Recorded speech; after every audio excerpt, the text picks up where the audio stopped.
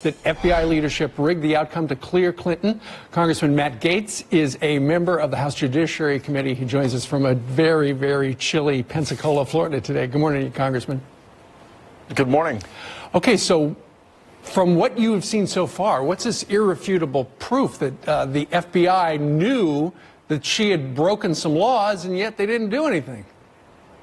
Well, the very front line FBI investigators who were involved in evaluating the claims in the Hillary Clinton email scandal tended to believe that there was a violation of the law, and we that in the early drafts of Jim Comey's statement where the term grossly negligent was used. It was only after several drafts that that was actually changed to extremely careless, which would absolve Hillary Clinton of criminal culpability. And the real question is, who were the people at the Department of Justice or elsewhere that had control over actual evidence that were helping Hillary Clinton? That's what we've got to find out. Well, and those early drafts exonerating her, essentially, were written even before they talked to her, even before they talked to the IT guy, before they talked to everybody. It looks like, to some Republicans I know, that the FBI was out to clear her.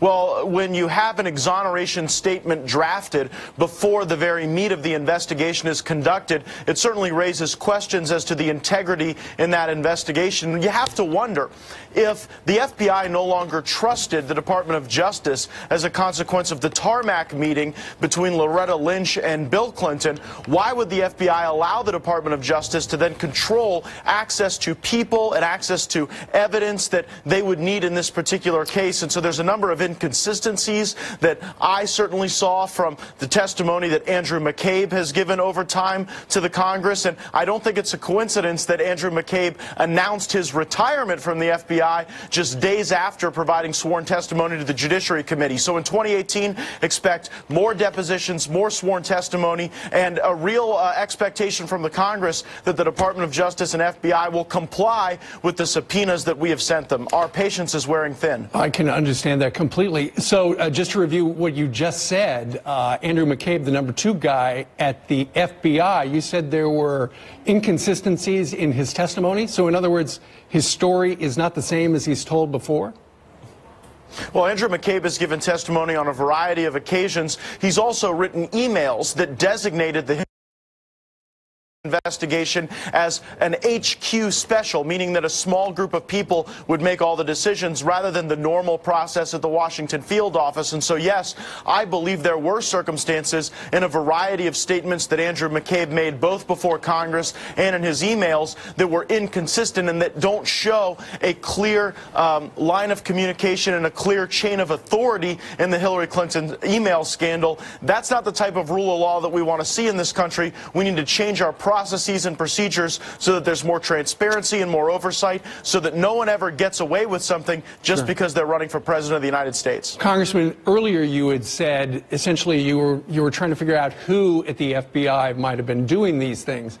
Is Andrew McCabe one of the people you are most interested in getting more answers to because of the inconsistencies in his testimony?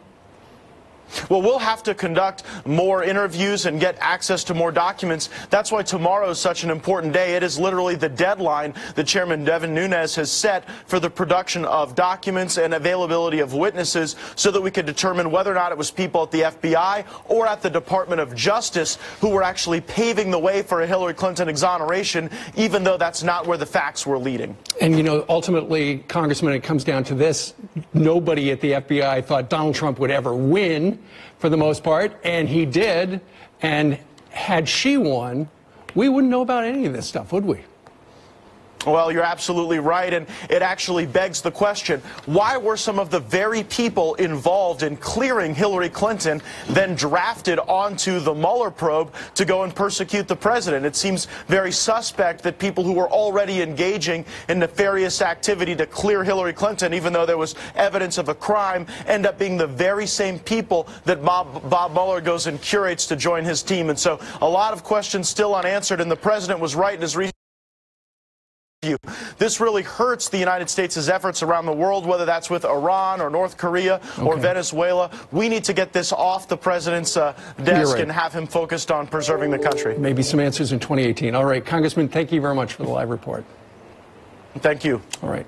Meanwhile,